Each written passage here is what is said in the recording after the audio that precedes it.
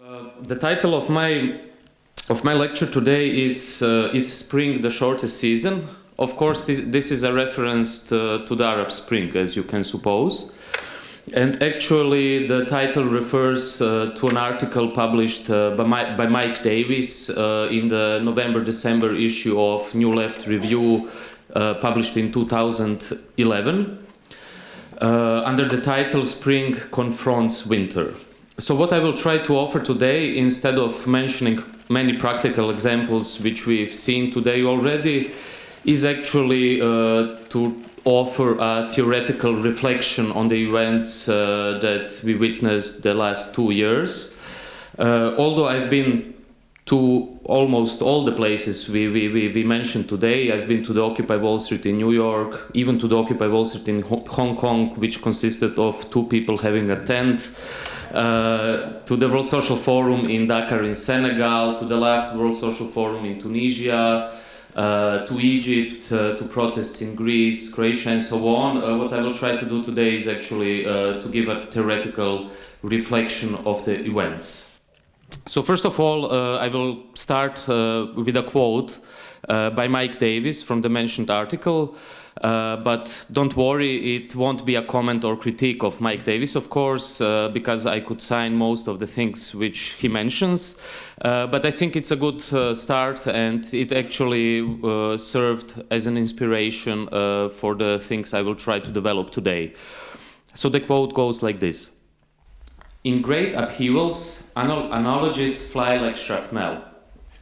The electrifying protest of 2011, the ongoing Arab Spring, the hot Iberian and Hellenic summers, the occupied fall in the United States, inevitably have been compared to the Anni Mirabilis of 1848, 1905, 1968, and 1989. Certainly some fundamental things still apply and classic patterns repeat. Tyrants tremble, chains break, and palaces are stormed. Streets become magical laboratories where citizens and comrades are created, and radical ideas acquire sudden telluric power. Iskra becomes Facebook. But will this new comet of protest persist in the winter sky, or is it just a brief dazzling meteor shower? As the fates of previous Journées Révolutionnaires warn us, spring is the shortest of seasons, especially when the communards fight in the name of a different world for which they have no real blueprint or even idealized image. So, what is happening 2 years after Mike Davis wrote these lines? Do we have answers to those questions today? Is the spring over? And do we really need these metaphors? And are these metaphors right? What about the Arab Spring today, and what about the Occupy Wall Street today? We could offer this perspective, and I'm playing now the Advocatus Diaboli, but there is some truth in this perspective as well. 2 years after the year of dreaming dangerously, we need to raise some questions. So the first question is, what happened after the huge enthusiasm at Tahrir Square? What happened after the huge enthusiasm in Zuccotti Park? What happened after different protest movements all around Europe, from the Indignados in Spain to the occupiers even in Slovenia? And the answer might at first glance sound a bit pessimistic. What we got after the Arab Spring in Egypt was first, as we know, the Muslim Brotherhood, and now we got the army regime connected with the old nomenclatura. What we got in Tunisia after the Jasmine Revolution is an even more radical version of Islamism on the streets of Tunisia, and the death of Chokri Belaid just before the last World Social Forum in Tunis. What we got after the Occupy movement is Obama again, who didn't dare to change the financial system, to end the drone warfares or close Guantanamo. And what we got in Slovenia after the occupation is actually a new Janez Janša, just with a human face. And last but not least, because I come from Croatia, what we got in Croatia after massive protest in 2011 is the fall of a conservative government and a social democratic government that is even more radical when it comes to economy. And I think someone here at this conference mentioned something similar for the Danish government as well. So In a way, we could sum it all up in the famous phrase by the Italian writer Giuseppe Tomasi de Lampedusa. You probably remember it from the Visconti's movie Laghettopardo. And the phrase says, everything must change so that everything can stay the same. Before I try to answer if this is really true, I will give you a joke to describe the situation, and I warn you, it's a pretty dirty joke. But we from the Balkans, as you probably know, we like to tell dirty jokes. So you have two men walking through the desert. For days and days they are thirsty and hungry and they don't have anything to eat. They don't have any idea, any utopia. They don't have any hope they will survive actually. And so after days of walking, they find a camel dung, a camel shit. And one of them suggests to the other, look, if you eat this shit, I will give you 100 euros. And the other is surprised, and I mean, what can he do there in the desert? It's fucking boring, so he eats the shit. And then he starts thinking, what the hell have I done? I ate shit and I earned 100 euros, but I can't spend the money in the desert. And so they walk for another couple of days, for a week, for a month, and so on. They're still not dead, and then they find out another camel dung. And the second who ate the camel dung approaches his fellow traveler and says, "Okay, if you now will eat the shit, I will return you the 100 euro." And the other immediately eats the shit, and then he starts to scream, "Come on, what sort of idiots we are? All we did is that you ate shit, I ate shit, I gave you the 100 euro, you gave me the 100 euro back, and nothing happened." And then the other guy says, no, that's not the truth. Look what we did actually. We ate shit and you ate shit, and you gave me 100 euros and you returned me 100 euros, but the most important thing is the circulation of capital. So, could it be said that the same goes for the Egyptian people as well? First they ate the shit from Mubarak, then they ate the shit of the Muslim Brotherhood, and now they're eating the shit of the army. And this joke actually reminded me of my friends from Montenegro assured me a true story from Montenegro.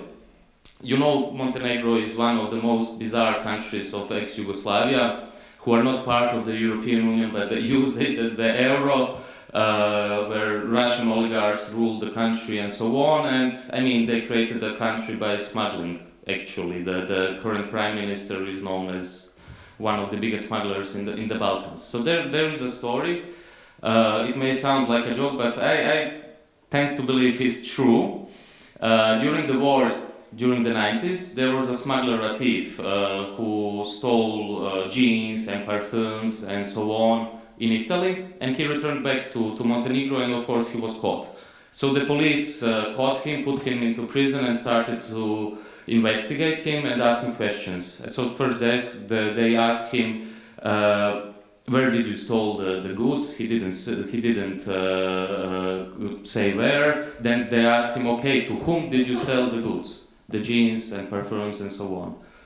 And he doesn't answer. And then they start to beat him, and at one point he goes like this, he takes a stance like a national hero, and he says, "You can kill me, you can beat me, but you will never kill the free market." I don't know whether this story is true or not, but it brings us back to the Arab Spring. I'm not sure if you are aware that some liberal intellectuals and newspapers like the Financial Times or The Economist actually claimed that the whole Arab Spring was triggered because of the desire for a free market. We all know the story. On December the 17th of 2011, the police approached to a 26-year-old guy who was called Mohammed Bouazizi, and they confiscated his vegetables and the goods he was selling on the streets. So Mohammed was angry, he got some gasoline, poured it over himself, and set himself ablaze in the main city street. And as we all know, 2 weeks afterwards he died, and as interpretations want to say, actually neglecting the whole political economy which was existing in Egypt with trade unions, the whole leftist movement in Tunisia. They say that was the moment when the Arab Spring was triggered. And as you can imagine, the liberal interpretation goes like this. The Arab Spring was triggered because of a too strong state regulation of the market and small entrepreneurs, and because of corruption, of course, that was existing there, and small entrepreneurs wanted a free market actually. So a few weeks after the Tunisian revolution, I went to Paris to meet Francis Fukuyama, the Darth Vader of the political philosophy today. And at the plane I still have it because it's very interesting and it's very fun. I bought, it was May-June edition of The Economist 2011. And I came across this. I don't have a bigger picture, but I can give it to you later. So I was very surprised because, you know, in The Economist you have many advertisements from capitalists and so on and so on, and you find this, and the title says, "Help the future of Tunisia right now."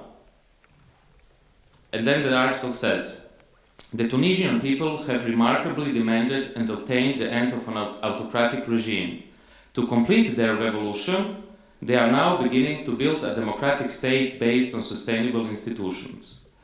And now blah blah blah blah blah blah. And I was really surprised because I thought, what is happening now? The Economist is trying to help the revolution in Tunisia. And then you come to the end here. "Invited today to the G8, Tunisia will be in the coming years one of the most attractive economic centers of the Mediterranean. Invest in democracy." So, and when I asked Fukuyama about this ad, what does he think about that?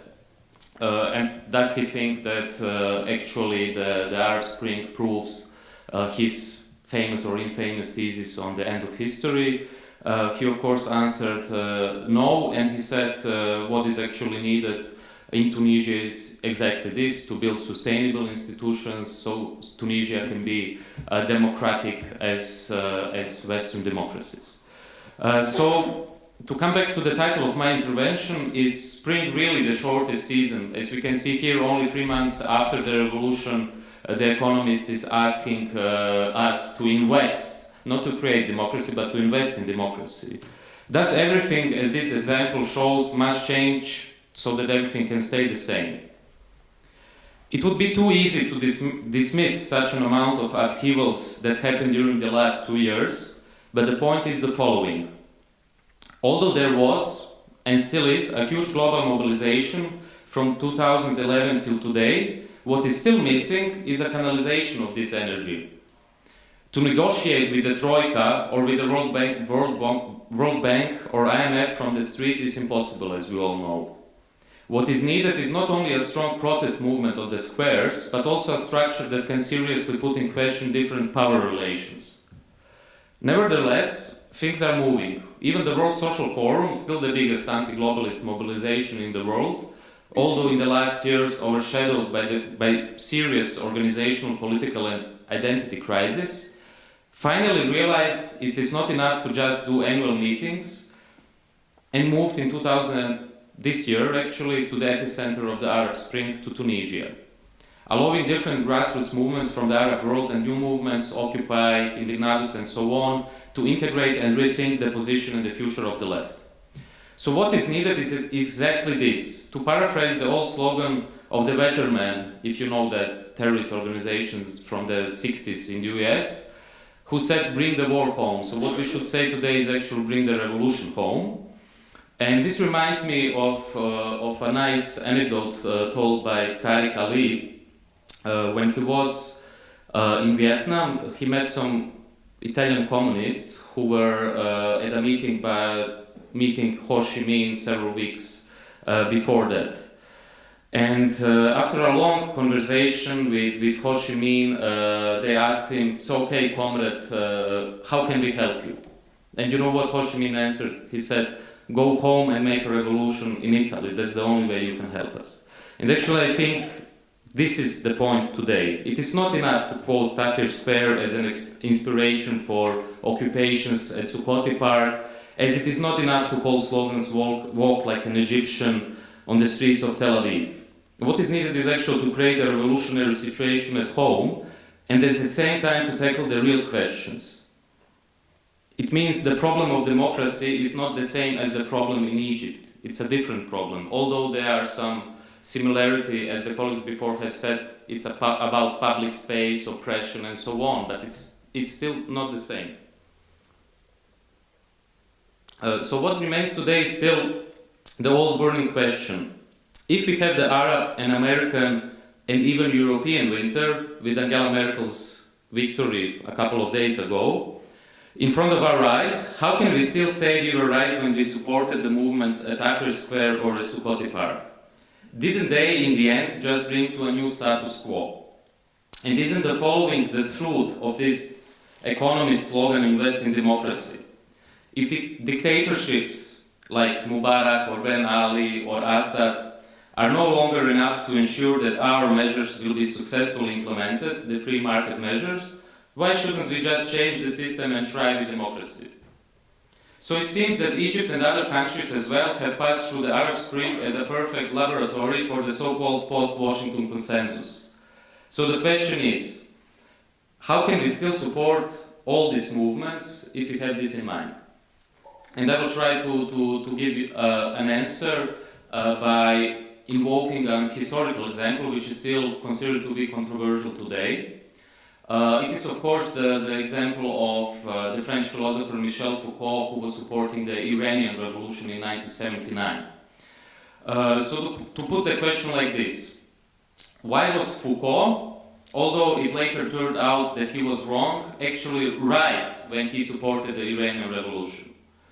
So as we all know, Foucault arrived to Iran after the Black Friday in 1978. He was a reporter for the Italian newspaper Corriere della Sera, and he made a lot of interviews on the streets of Tehran with members of the Shah's army, with representatives of the opposition, even with officials from the US. He followed the demonstrations in the streets, he was part of the demonstrations in Tehran, and he was very enthusiastic. He claimed that the protesters are fighting not only against Pahlavi, but also against global capitalism. He believed that the new Muslim type of policy indicates the beginning of a new form of so-called, he called it political spirituality.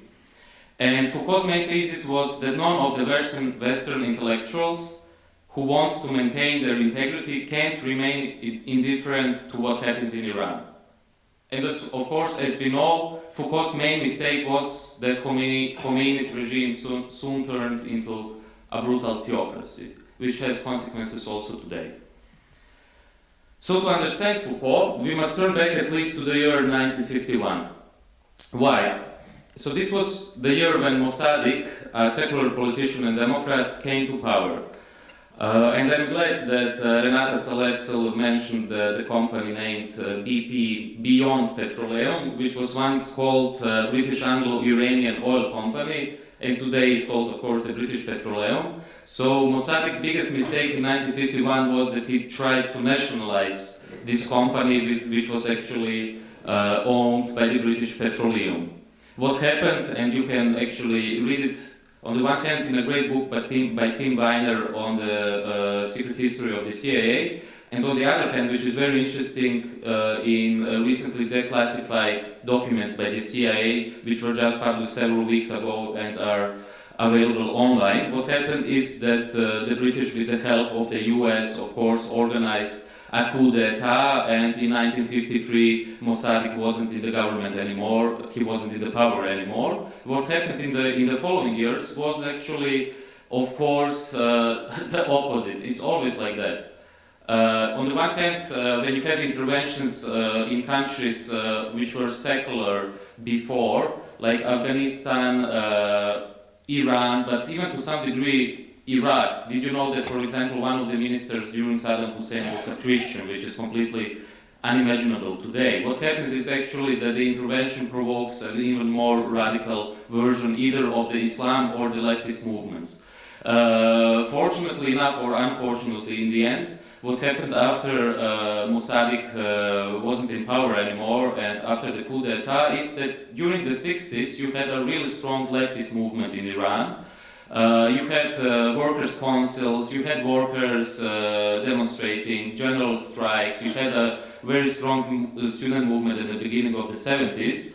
And actually, if you want to understand why Foucault did the mistake, then you have to turn back to this. So why Foucault arrives exactly to this context in 1978? You have a very strong movement, and actually, beside Khomeini, the other person who is mentioned all the time at the streets of Tehran is al-Shariati, a guy who invented actually the Islamic Revolution, a guy who was influenced by Frantz Fanon and Jean-Paul Sartre. And actually we could, in an alternative history, we could imagine that al-Shariati came to power instead of Khomeini. Of course, we cannot imagine it, but actually, I think Foucault could imagine it. So before the Iranian Revolution started, we have almost 2 decades of a very interesting and complex situation. It wasn't just, Islamic fundamentalists as they try to convince us today. It was also a very strong leftist movement. And I claim you had the same situation in Egypt, actually. In Egypt, for the last 10 years or even 20 years before the Arab Spring, you had a very strong trade union movement connected to the textile industry, not in Cairo but in some other cities. You had a very strong student movement who created the so-called Facebook movement and social networking movement even before it was created in the Occupy movement. And what happened actually in the end was that at the beginning of the Arab Spring in February at the Tahrir Square, the Muslim Brotherhood actually wasn't present. But in the end, they grabbed the power. And why did they grab the power? I think the answer is actually the failure of the left. And I think the answer why did Khomeini grab the power in Iran is also the failure of the left. We don't have time now to go to Iran, but what happened in Egypt is actually you had the parliamentary elections, and the only force which was capable of mobilizing voters was the Muslim Brotherhood. And why? Because the Muslim Brotherhood was the force which was helping the people in poor villages throughout Egypt with medicine, with water, electricity, and so on. And it wasn't the left. And the left was thinking, okay, we will make a revolution, and then we don't believe in representative democracy, but then you always have someone who will jump into the car and just will take the votes. So, to come back to Foucault, why did Foucault, although he was fully aware that Khomeini could be the guy who could gain the power, why did he support the Iranian Revolution? There is a rather bizarre book under the title Foucault and the Iranian Revolution, Gender and Seduction of Islamism, published in 2005, which offers 3 possible explanations and reasons. The first says communism wasn't strong anymore, so Foucault thought Islam could change global capitalism. If you believe to this thesis, according to this thesis, Foucault was some sort of Fukuyama already before Fukuyama. The second thesis is even more bizarre. It says Foucault liked the Islamist attitude towards women, because of course we all know Foucault was gay. And the third thesis says it's even more bizarre. Foucault liked extreme experiences, violence, and so on and so on. And actually, these 3 reasons are the reasons why he supported the Iranian Revolution. However, the thing was, Foucault wasn't really obsessed with all these 3 reasons, and he wasn't really obsessed with Khomeini, although he made an interview, a very interesting interview with Khomeini. But in his text, What Are the Iranians Dreaming About?, a whole paragraph is dedicated to the already mentioned Ali Shariati, the only name on the streets of Tehran beside Khomeini. Even before Khomeini came to power in 1978, Foucault was writing about a collective will which is present in the whole of Iranian society, and political spirituality, an often criticized term, was understood as an end of dependency, police, corruption, as a sort of experiment of an alternative mode of modernity. And even Edward Said, who was pretty familiar with the situation there, later explained that the Iranian Revolution wasn't a product of religion or Islamic fundamentalism, but a reaction to American presence in that region.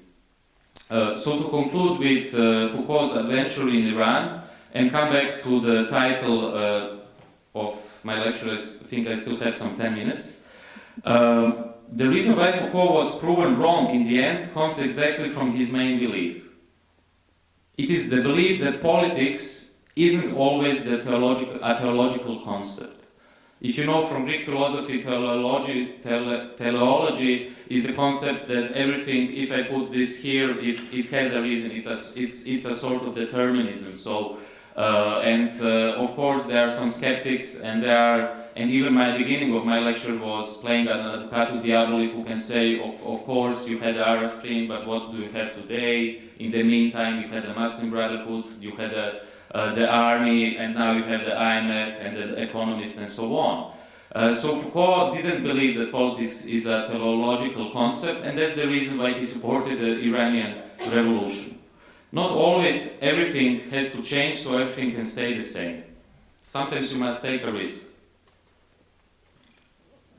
At the end, I would like to stress why it is too easy to complain that spring is the shortest season.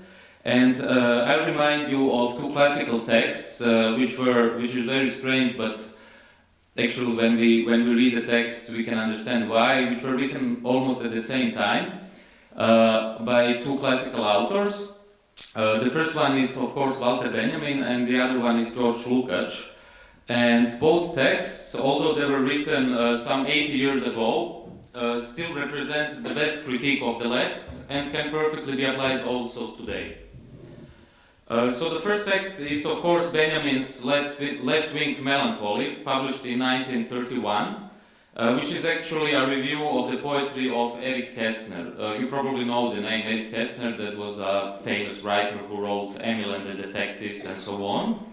And Benjamin's essay was written as a critique of the melancholic sentiment among left-wing intelligentsia during the collapse of the Weimar Republic. So Benjamin critiques the lack of critical thought among the left and their subsequent inability to create a new left-wing movement. He argues that they look at images of old revolutions and left behind any revolutionary thought. In taking images, they were able to recreate the sentiment of solidarity without recreating a real political agenda for social change. And are we witnessing actually a very similar situation today? I will read you the quote by Benjamin before giving an interpretation. These extreme left intellectuals have nothing to do with the workers' movement. Rather, they exist as the mirror image of the fringe of bourgeois decadence which tried to assimilate itself to feudal strata and admire the empire in the person of the reserve lieutenant. Their function, seen from a political point of view, is to form not a party but a clique. Seen from a literary point of view, not a school but a fad. From an economic point of view, not to become producers but agents. So what Benjamin actually is trying to do is to offer an analysis of the fears and anxieties of the left in decline. The left seen by Benjamin is a left attached to its own failure and seemingly incapable of envisioning a new emancipatory future. It can be best explained by the difference that Freud developed in a text on melancholia and mourning in 1917.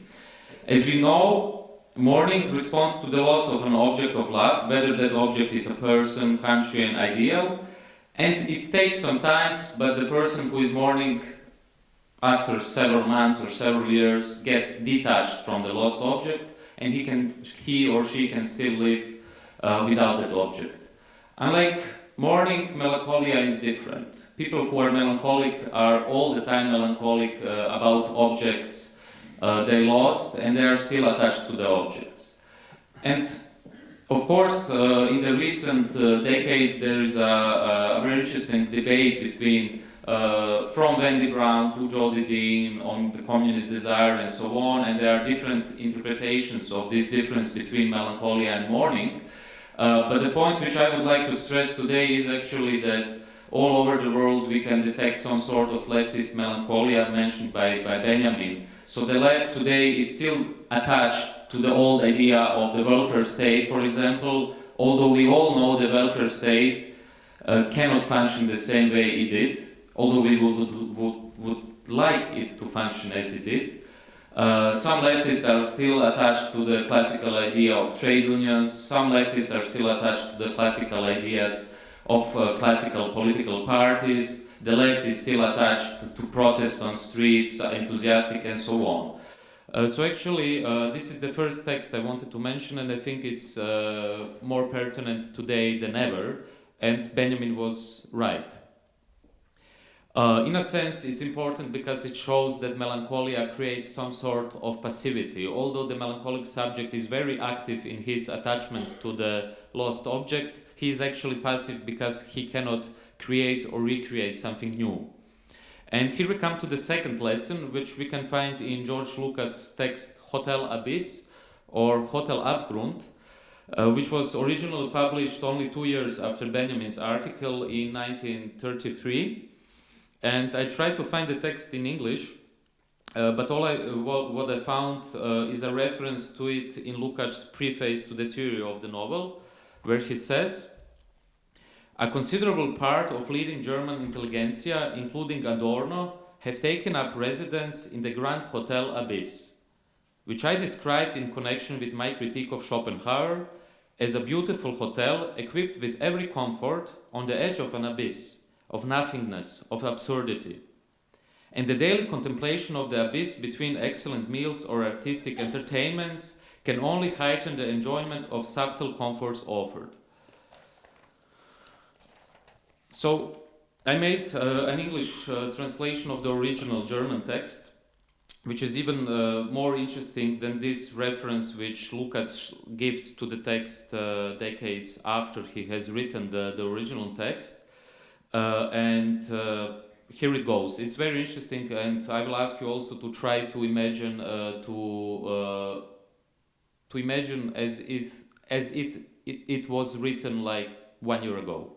So it goes like this.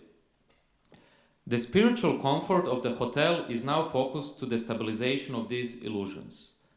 You live in this hotel in the extravagant intellectual freedom. Everything is allowed. Nothing is deprived of criticism. For each type of radical criticism, there are specially equipped rooms. If you want to start a cult for an ideological solution of all cultural problems, appropriate meeting rooms are available. If you are lonely and search for your one way because no one seems to understand you, you will get a well-furnished private room surrounded by every culture of the present. The Grand Hotel Abyss is for everyone, as precautionary measures set for each direction.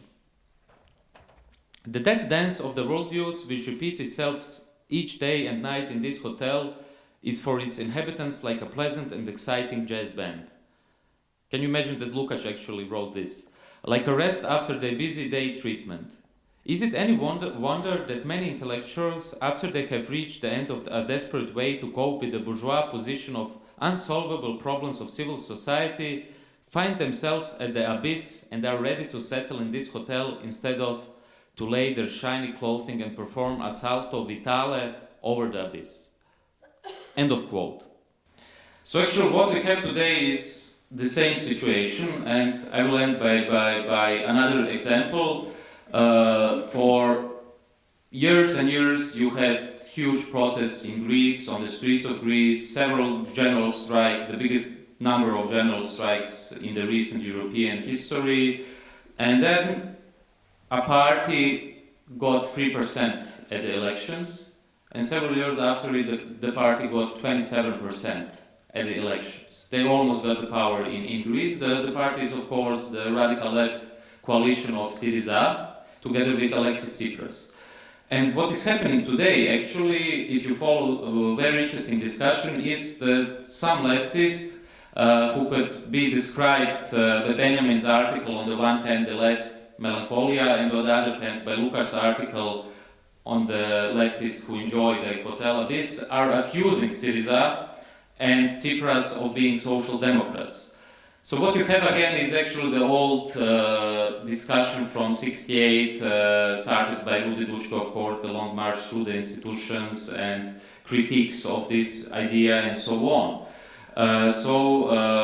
I would like to end by this, just to give you some food for thought to think about that situation today. Is it enough, on the one hand, to protest on streets, to be enthusiastic, to walk like an Egyptian, to occupy and so on? Or is it, as my colleague at the beginning of the conference, at the first presentation mentioned, or is it necessary to rethink our position, to not be detached to old illusions, to old ideas, in the way of the leftist melancholia, and maybe to rethink of changing the institutions? Of course, this is a very risky operation, but if you don't, I don't say you have to do that, but at least you have to rethink that, because if you don't rethink that, then you could end up in Lukács' hotel abyss. And I think the biggest danger for today's left and for today's radical movements and for all of us who were enthusiastic by Tahrir Square and Occupy Wall Street is actually that what Lukács described. Either you go to your solo room and you are very happy that no one understands you and so on, or you go to another room with your clique and criticize Syriza, Tsipras and everyone else who is actually trying to change something. So to answer my question and finally conclude, is spring the shortest season? I think the spring is still going on, and of course we had fall, winter and all seasons like it always happens. But what we have to do today is actually to really rethink the situation and give a theoretical reflection of what happened in the last 2 years, because what happened is really the biggest wave of upheavals, I think, in the last, I don't know, century. So I would like to end with this question, and thanks a lot for your concentration.